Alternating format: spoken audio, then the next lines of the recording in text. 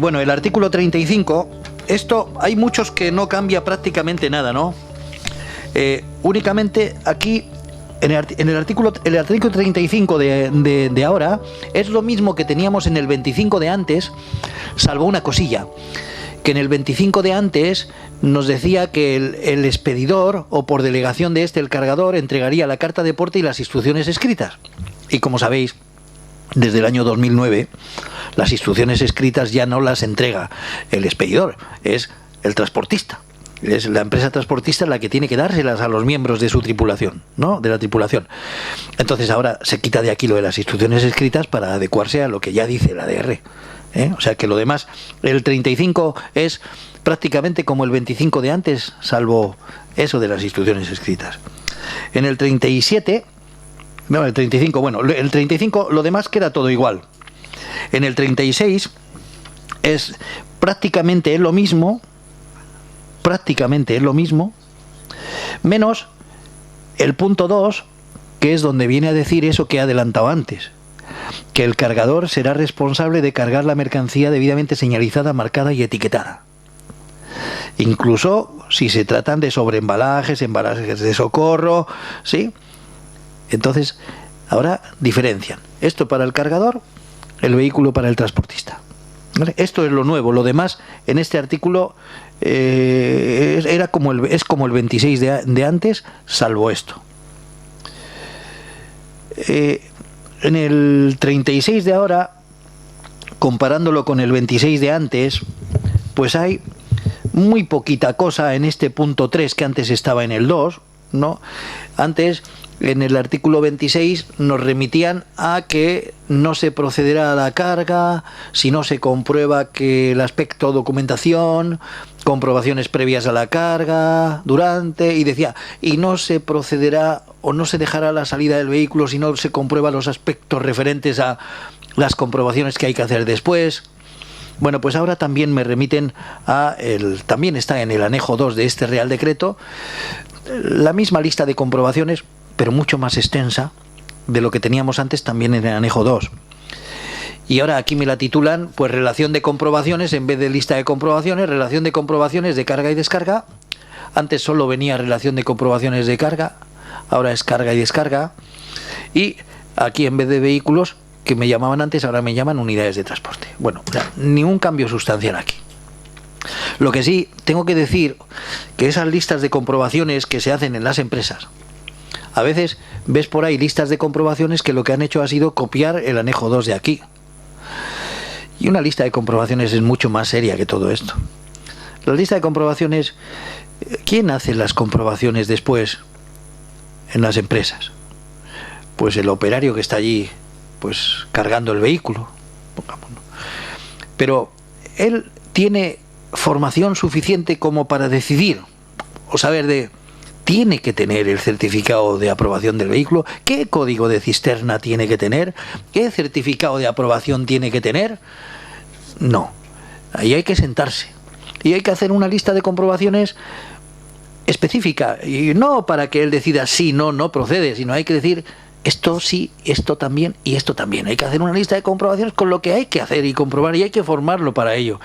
Y no es lo mismo una lista de comprobaciones hecha para una carga en bultos que para una carga en cisternas.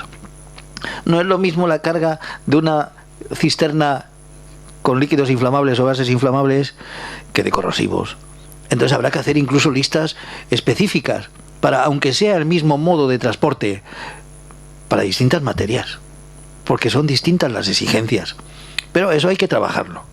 Entonces no es coger lo que hay allí en el anejo 2, sino partiendo de ese anejo 2, vamos a después ver qué hay en todo, qué me exige este Real Decreto y qué dice el ADR en el capítulo 7.5, en la columna 18, en la columna 14, en la columna 12, ¿no? Para la materia que voy, y hago una lista de comprobaciones para eso, para esa operación y esa materia.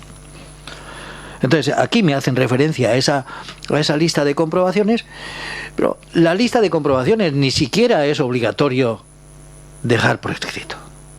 A ver, la lista de comprobaciones no es obligatorio ni llevar a bordo ni dejar. Lo que pasa que yo, esto no sé si os tenía que haber dicho, yo, ¿cómo no voy a dejar evidencia de que he hecho las cosas bien? Yo la voy a hacer. La voy a hacer. No hay por qué darle al transportista, pero me voy a quedar yo y voy a hacerle a él cómplice, decir, oye, tú eres el que ha salido aquí, ¿no? Y me la voy a guardar. Pero no os pueden denunciar por no... O sea, nadie os puede pedir... Bueno, a lo mejor los auditores sí, si tenéis algún sistema de algún tema de calidad, os van a decir, ¿tienes evidencias de que hacen los controles de las operaciones? Y te la va a pedir. Vale, de acuerdo. Pero por lo demás, la administración no te puede pedir, ¿no? Que tengas listas de comprobaciones. Pero desde luego yo la tendría. Bueno, pues a todo esto ya estaba, ¿no? El personal que realice la carga o descarga deberá conocer, pues, las características de peligrosidad de las mercancías. Esto ya estaba, ¿no? Aquí es donde decíamos, o donde tengo una nota hecha. Esto es nuevo. Esto es nuevo. Esto no estaba.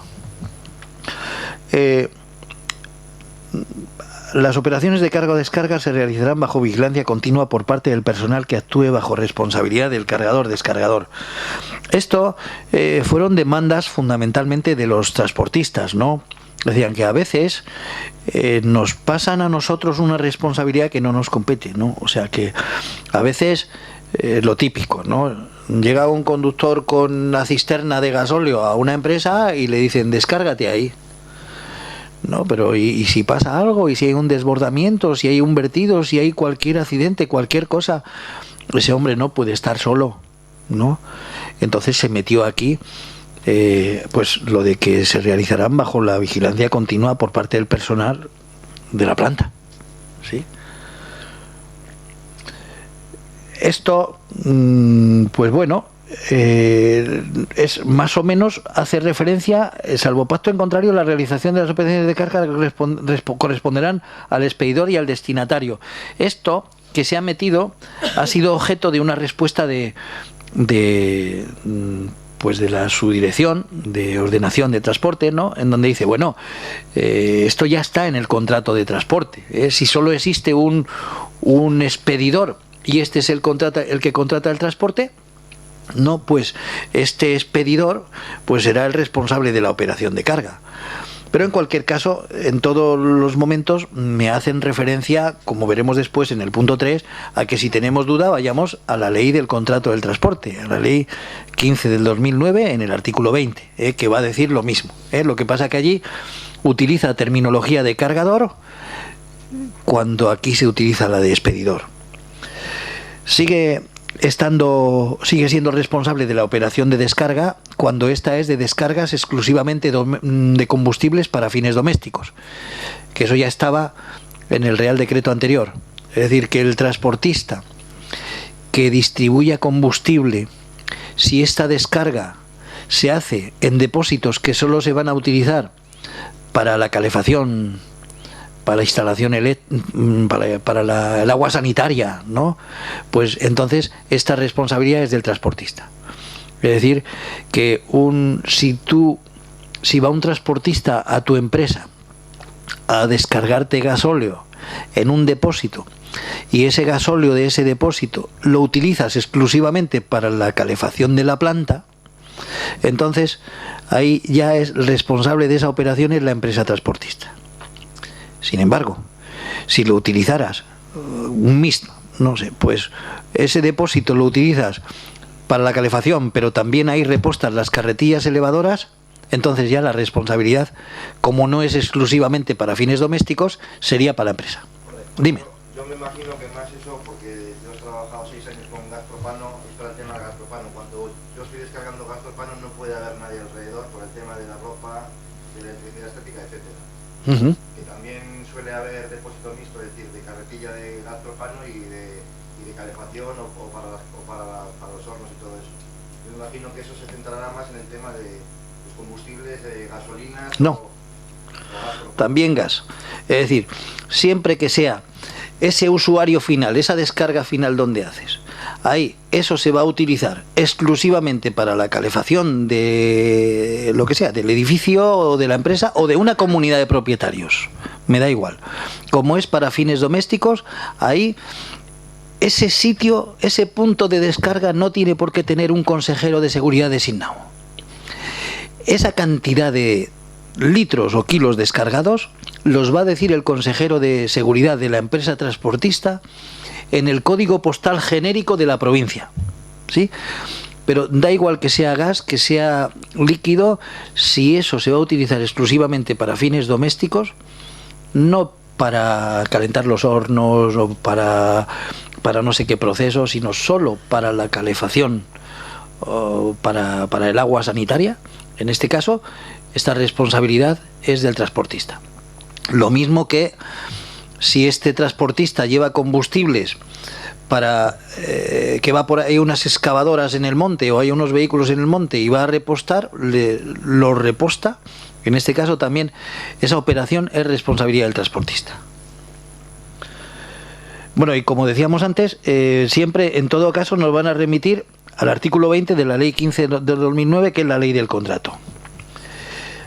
Hay un punto aquí, el 4, que también está creando bastantes problemas de este artículo 37, que es que se prohíbe ya, esto es nuevo, es totalmente nuevo, se prohíbe trasvasar las mercancías peligrosas que estén en bultos. Es decir, aquí, por ejemplo, hace poco me decía una empresa del sector químico, dice, pues se van a quedar la mayoría de las piscinas este verano sin materia, sin hipocloritos y tal. ¿Por qué? Porque le estaban, en la práctica, llevaban mercancías peligrosas en GRGs y desde el camión trasvasaban la materia hasta el colector final. Bueno, pues eso queda prohibido desde el 19 de marzo de este año. Hay 3 formas de transportar las mercancías peligrosas: a granel, en cisternas o en bultos. Las cisternas están concebidas, están construidas para trasvasarlas desde la misma a colector final, pero los bultos no. Entonces, para no implicar al vehículo ni a la empresa transportista, los bultos no pueden trasvasarse desde el vehículo a colector final. Vas con un GRG y no puedes enchufar la manguera o poner una bomba hasta el colector final. Bajas el GRG y ahora lo trasvasas, pero no desde el vehículo. A algunos les ha hecho bastante daño esto. Sí. ¿Puedes descargar una cisterna a contenedores? Una cisterna, no, una cisterna, tú puedes descargar una cisterna, la cisterna la llevas, la descargas a donde tú quieras. La cisterna sí. Sí. O a un tanque de almacenamiento. Tú verás cómo tienes legalizada o no la instalación. Lo que no puedes es una mercancía que se está transportando en bultos. Una cisterna no es un bulto. Un bulto es el producto final de la operación de envasado y de embalado preparado para la expedición. O sea, un bulto es un saco, un bidón, un jerrycan, un GRG. Y eso lo que no puedes es desde arriba del camión trasvasarlo a colector final. ¿Sí? Si lo pones en el suelo ya es problema de la empresa descargadora. Ahora, el problema es que si está arriba del vehículo y estás trasvasando, no sería la primera vez. Bueno, pues no sé si en La Perla no pasó algo de eso. Y al final no le salpicó también al transportista. Entonces los transportistas dicen, es que nosotros formamos a los equipos de las cisternas y todo esto. Entonces, si ahora ya descargas, ya es un problema de la instalación, no involucres al transportista y al vehículo. Ese era el objetivo de este apartado.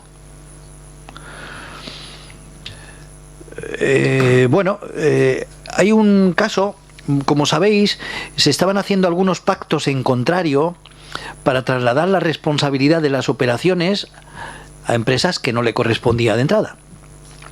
Esto pues se ha llevado a cabo pues hasta ahora, en estos años de atrás, pues lo típico, ¿no? De que un transportista que me venía a mi empresa y decía, oye, pero esa operación de descarga tú eres el técnico. El técnico realmente había que trabajar ahí conjuntamente entre dos, pero a veces hay gente que asumía unas responsabilidades que no le correspondían y lo pactaba y se enviaba a la administración. Incluso algunos podían eludir tener la figura del consejero. en algunos casos muy concretos, ¿no? Entonces, hacían un pacto en contrario diciendo la responsabilidad de esta operación la asume este, y lo comunicaban a la administración. Bueno, ahora esto, como se estaba un poco abusando y hablamos de mercancías peligrosas y el tema es un poco serio, pues entonces en todas las reuniones que teníamos decía el pacto en contrario se acaba. No se va a poder trasladar la responsabilidad a figuras que no le correspondan, ¿no? Y únicamente se va a poder hacer eso cuando el pacto lo hacen agricultores. Es decir, hay agricultores que reciben productos químicos, que reciben fitosanitarios o que reciben combustibles, y a estos sí se les va a permitir que hagan un pacto con el suministrador o con el transportista para que sean ellos los que designen consejero, los que asuman la responsabilidad de las operaciones. Es decir, que aunque descarguen donde el agricultor, pero que sea otro el que asuma la responsabilidad de esa operación de descarga. Y entonces para eso se ha metido aquí un anejo en donde viene, si hay un pacto con agricultores, pues hay que comunicarlo a la administración.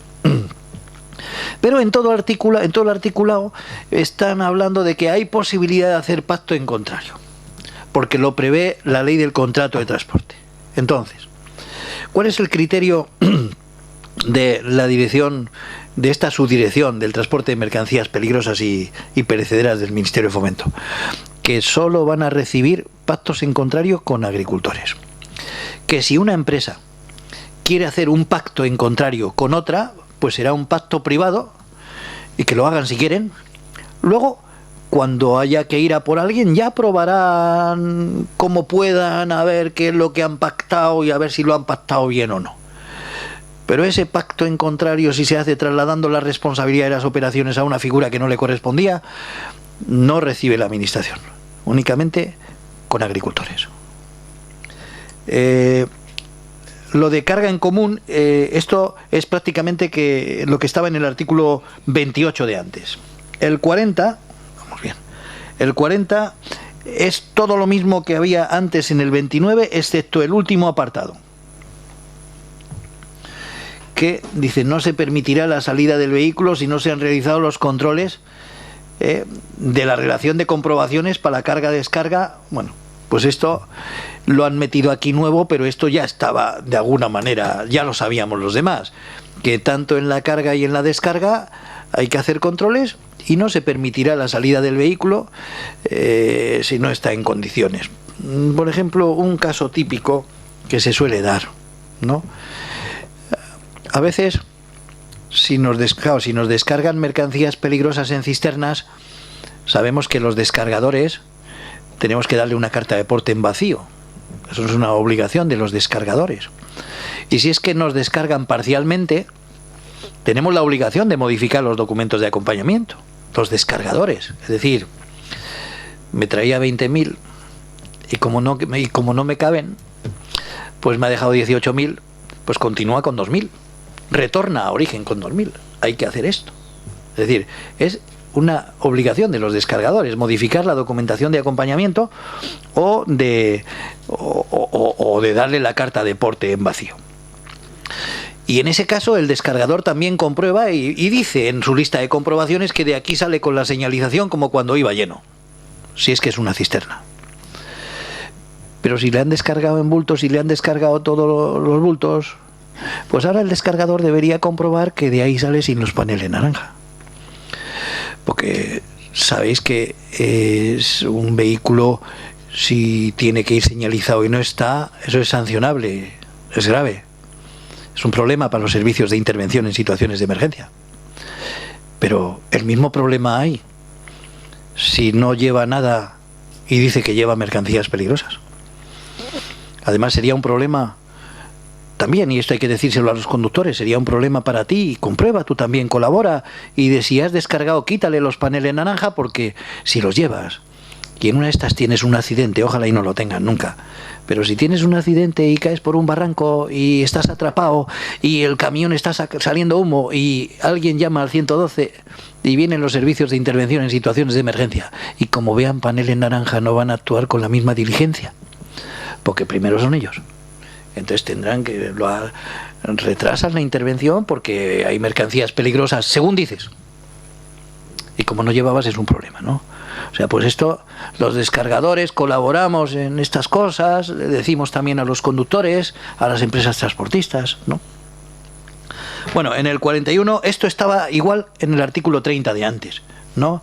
Las instalaciones de carga y descarga, pues para instalaciones exclusivamente de cisternas, pues que tienen que tener un sensor o algo, algún aparato óptico acústico para evitar el grado máximo de llenado. Todo esto ya estaba, no nos vamos a parar mucho aquí.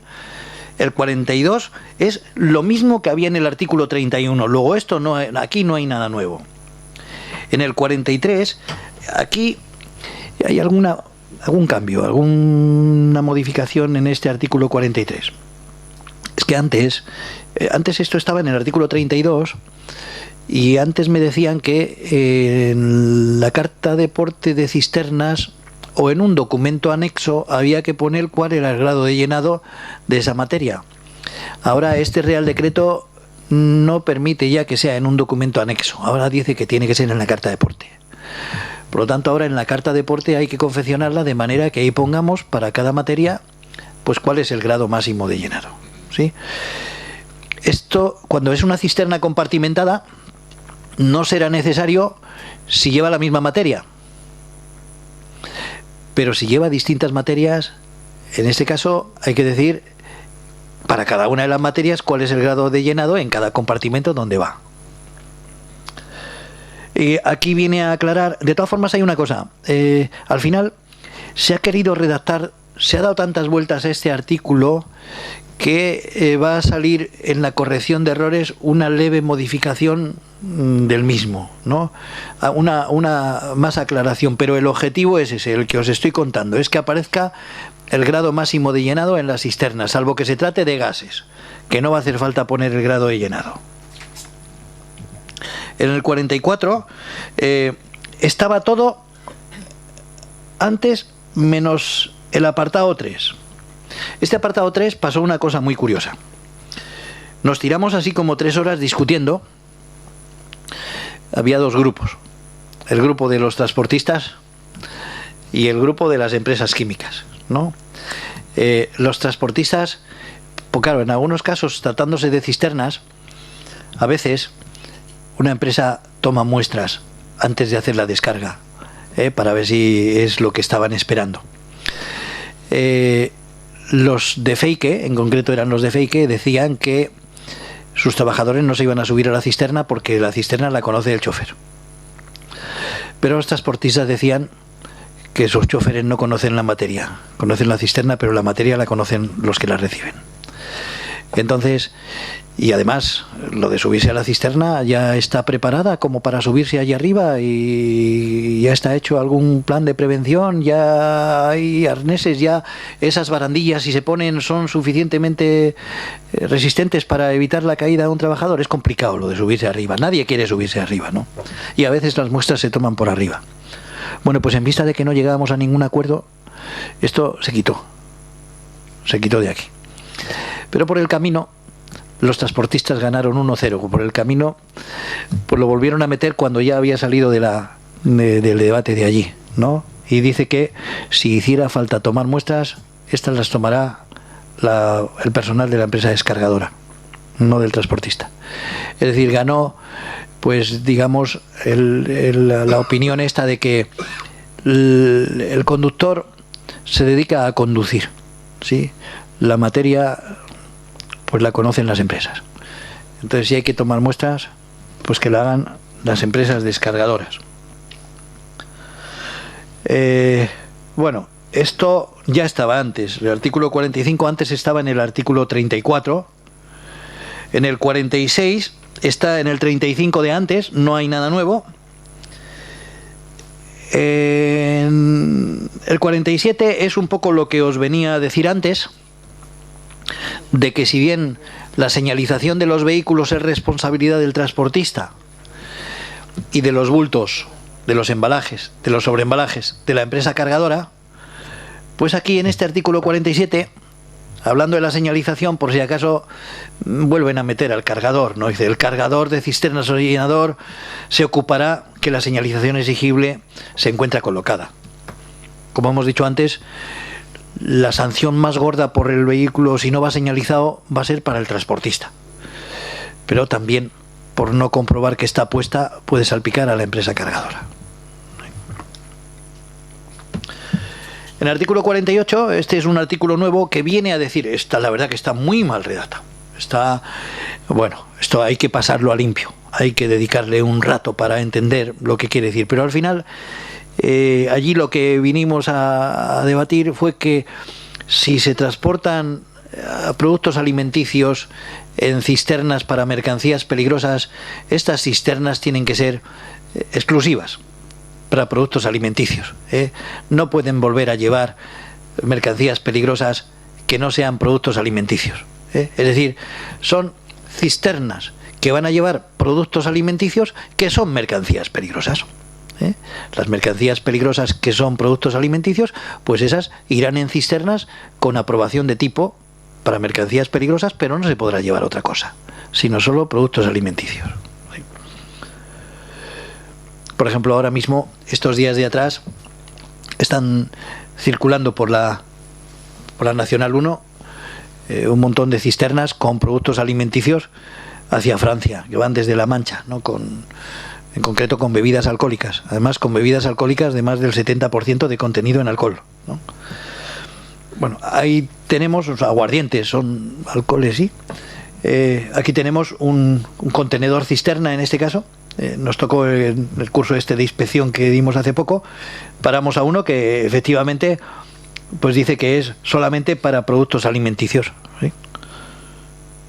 Es un L4AH, es una cisterna para líquidos con 4 bares de presión de cálculo que se llena y se vacía por la parte de abajo con 2 cierres, y era H, pero es una cisterna cerrada herméticamente.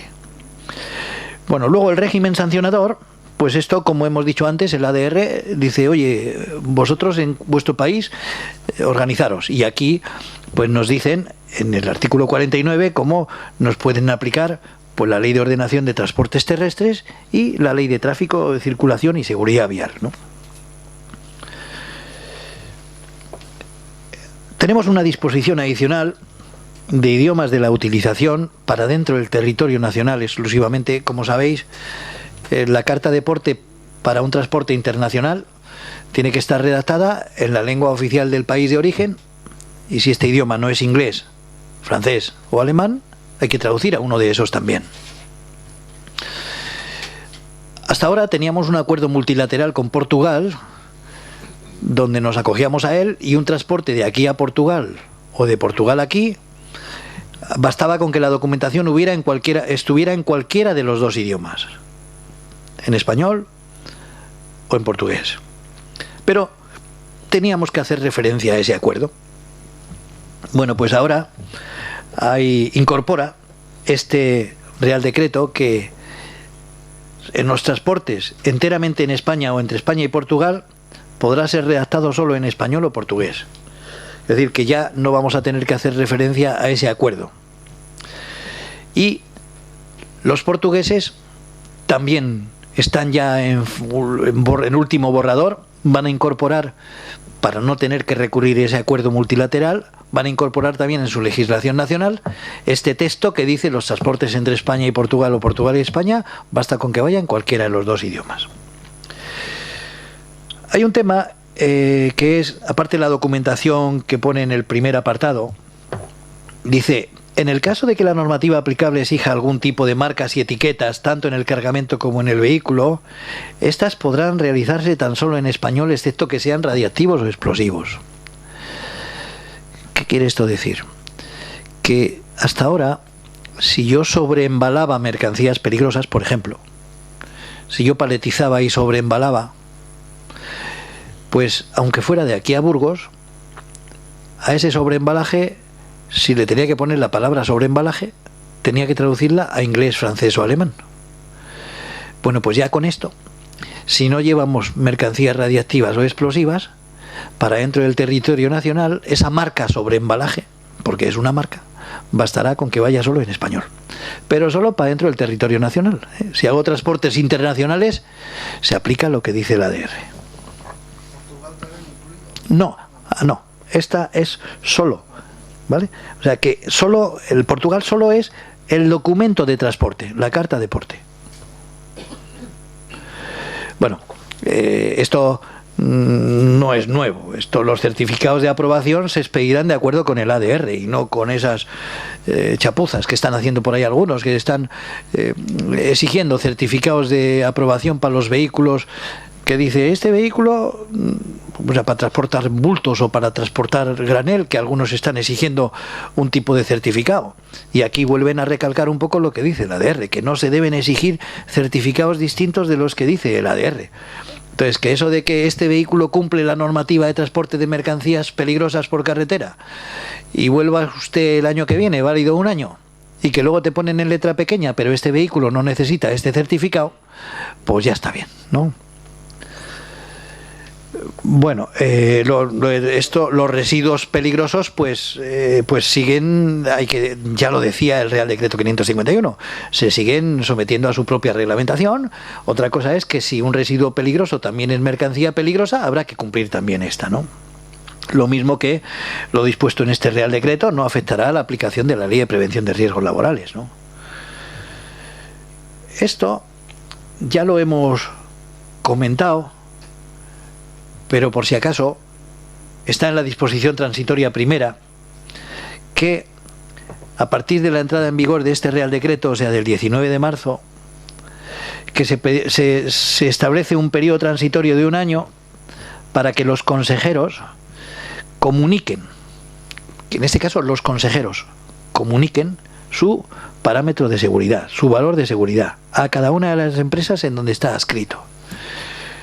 Si algún consejero de los que está aquí está solo en una empresa, pues comunica a la comunidad autónoma donde tiene el domicilio fiscal, dice, mi parámetro de seguridad es este, que corresponde a la empresa donde estoy dado de alta, que es esta, suficiente.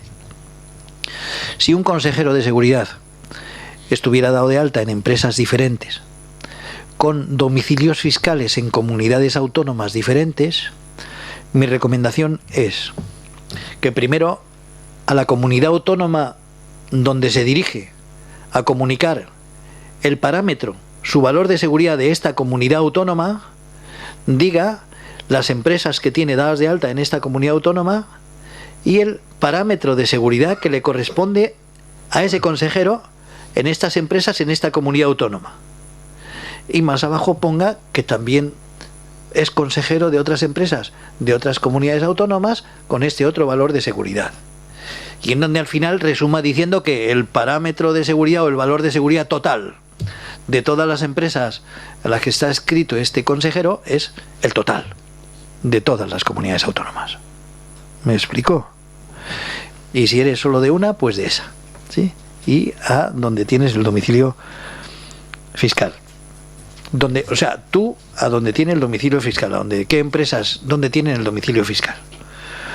Bueno, como hemos dicho antes, si hay un periodo de un año en donde no se podrá realizar ninguna adscripción, si el consejero ya está topado, ya tiene 1000, y después, lo que hemos dicho, el siguiente año tiene que regularizar su situación.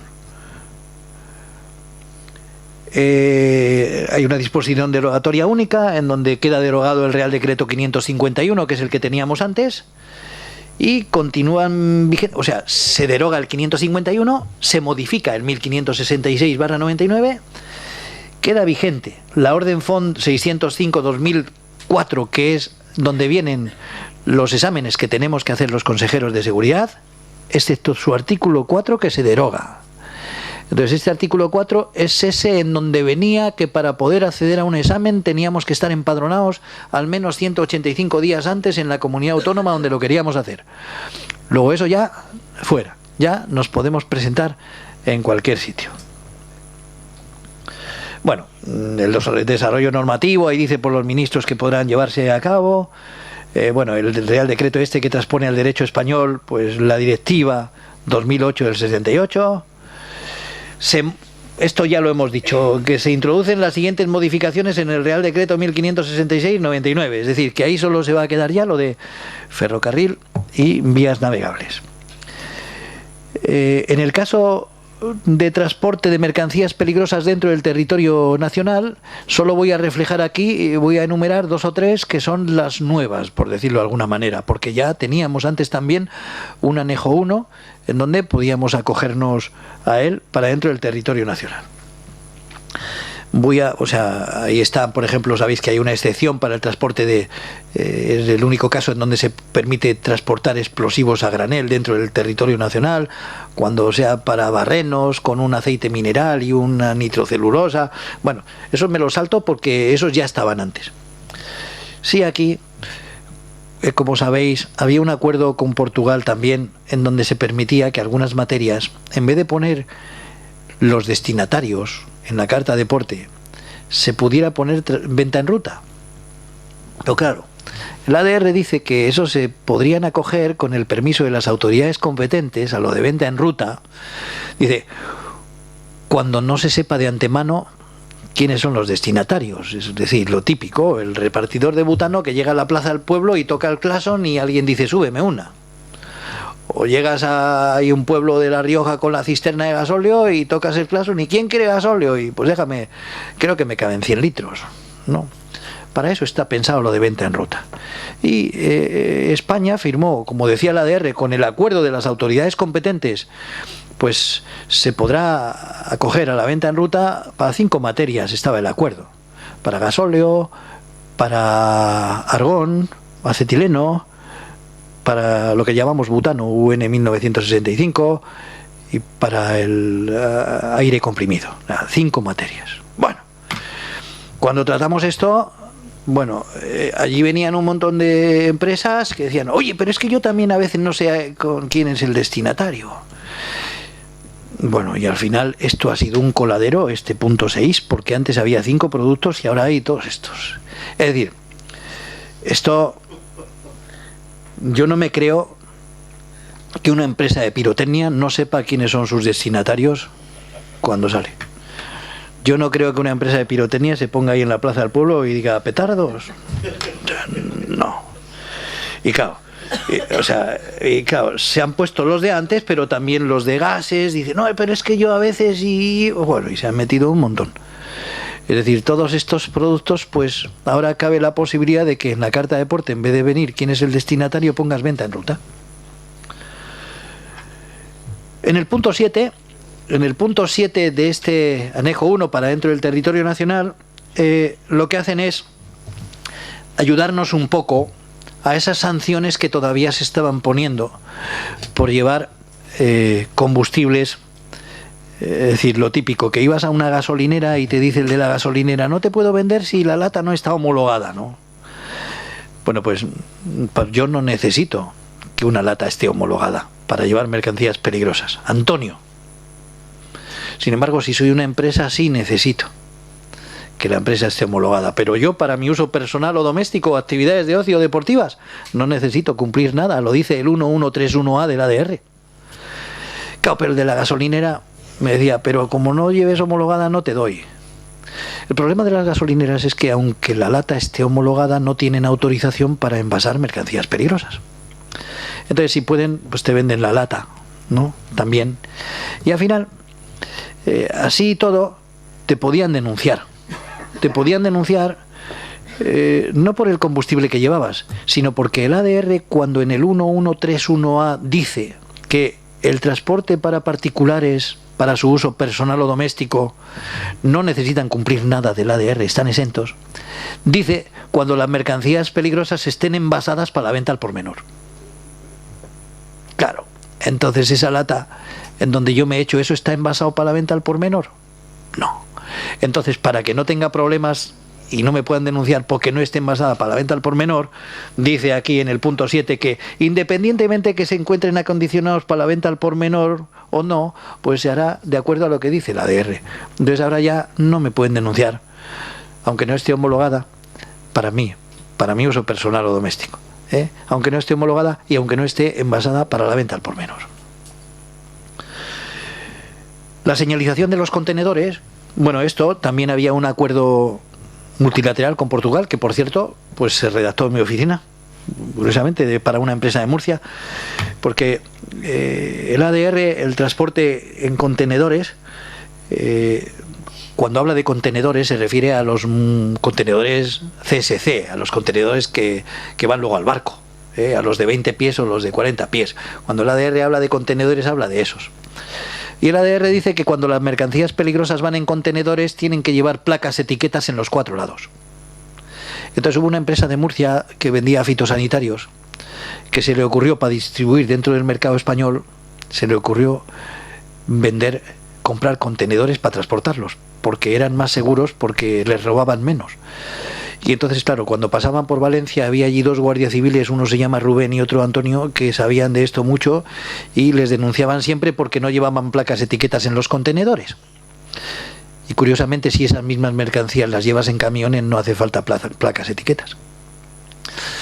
Entonces se firmó, porque los vehículos que transportan bultos no llevan placas, etiquetas, salvo que sean explosivos o radiactivos. Entonces, lo que hicimos fue promover un acuerdo multilateral con Portugal para decir, oye, para el transporte en estos contenedores, si solo es transporte por carretera, que no comportan un recorrido marítimo, pues entonces, para no tener que poner placas, etiquetas. Y se hizo un acuerdo y acogiéndonos a ese acuerdo, pues poniendo en la carta de porte que nos acogíamos a ese acuerdo, ya no le poníamos placas, etiquetas. Lo que ha hecho ahora esta legislación, este Real Decreto, es incorporar al derecho español, es decir, ya en vez de tener que firmar con otro país, ya como lo dice la reglamentación nacional, pues ya no hacen falta placas, etiquetas, a no ser que sean clase 1 o clase 7, si el transporte dentro del territorio nacional, si no incluye el transporte un recorrido marítimo, podamos hacerlo sin placas, etiquetas en los contenedores. Bueno, la obligación de conservación de la documentación, ya lo decía la Orden FON 2861, que regula el transporte, regula el documento de transporte público dentro del territorio nacional, y este Real Decreto te viene a decir que dentro del territorio nacional, aunque el ADR dice que mínimo 3 meses, aquí nos dicen que la conservación, complementando lo que dice el ADR, que en vez de 3 meses la conservemos durante 1 año. Bueno, y después viene, ya un poco para ir acabando, viene el anejo 2, que es donde está esa lista de comprobaciones para echar a andar, que no es de aquí, no es esto lo que hay que copiar, sino partiendo de aquí, basándonos en este guión que tenemos aquí, ir haciéndola más extensa o no tanto, o quitando cosas, pues vamos viendo, haciendo la lista de comprobaciones que nos interese para la materia o para el tipo de transporte que queramos hacer. Pero incluye muchas cosas que no tenía la lista de comprobaciones anteriores. Se está sensibilizando en Naciones Unidas, hay mucho quebradero de cabeza con el tema de la estiba. Alemania ya no deja remontar, hay que llevar amarrados todos los GRGs, los bultos, los sobreembalajes. Se están produciendo accidentes por no llevar amarrada la carga, entonces cada vez más nos están pidiendo que eso no se pueda desplazar ni mover. Y ya en la lista de comprobaciones nos dicen, oye, ¿has comprobado que el vehículo viene preparado, tiene dispositivos para facilitar la estiba, manipulación, apuntalamiento o blocaje de los bultos? Ya nos viene... Bueno, hay muchas cosas que estaban en lo anterior, pero por ejemplo me dicen, oye, previas a la carga, ¿has comprobado que hay ausencia de efectos en los embalajes? ¿Has comprobado el marcado y etiquetado de los bultos? Esto antes se daba por hecho, pero no estaba aquí. ¿Has comprobado la fecha de caducidad de los recipientes de plástico? Que se ven por ahí en la carretera muchos caducados, ¿no? Porque sabéis que los de plástico para peligrosas caducan al de 5 años de su fabricación. Entonces hay que comprobar antes de iniciar la carga que ese no está caducado, porque estar caducado es algo así como si tuviera que estar homologado, ya no está. Pero luego el acondicionamiento de los palets, estiba segura de los palets en la plataforma del vehículo, o sea, hay un montón de cosas ya relacionadas con la carga, con la estiba, con el marcado de los bultos que antes no estaban, que hay que filtrar antes de enviar eso al transporte, ¿no? Bueno, durante la carga, pues me vuelven a recordar, oye, durante la carga, correcta colocación y amarre de los bultos y sobreembalajes. Después de la carga, pues voy a tener que otros por si acaso, correcto cierre de puertas o bocas de carga, comprobación de la buena estiba de la carga otra vez, antes de permitir la salida del vehículo. O sea que cada vez más, mirar, cuando he dado este último curso de inspección a los de las diputaciones y a los de carretera, a los agentes de carretera, hombre, yo pedí que, ya que estábamos en curso, a ver si podían no denunciar. Desde luego, a todos los que paramos tenían cosas que se les podía sancionar. No sancionaron a nadie, pero hubo uno al que no le dejaron seguir hasta que no acondicionara la carga, porque llevaba GRGs sin amarrar. Y a este hombre se le hizo desenganchar, bueno, se dijo que le trajeran o que no se moviera hasta que no atara toda la carga. Entonces este hombre tuvo que desenganchar la cabeza tractora y estuvo paralizado todo el día hasta que encontró y compró, siguiendo a donde la empresa le había mandado, y puso una cincha para cada 2 GRGs, porque uno de ellos además llevaba ya más de 20 centímetros fuera de la plataforma de carga. Entonces el tema de la estiba hay que cada vez más pues hacerlo mejor. Y para terminar ya, ahí tenemos el anejo 3, que es el modelo ahora oficial de comunicación de los consejeros de seguridad y cualquier incidencia que se produzca.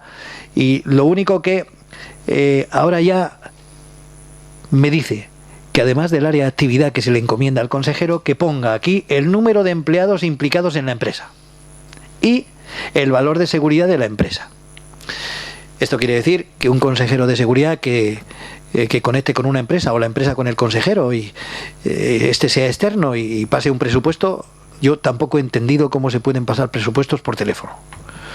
Habrá que ir allí a ver, ¿no?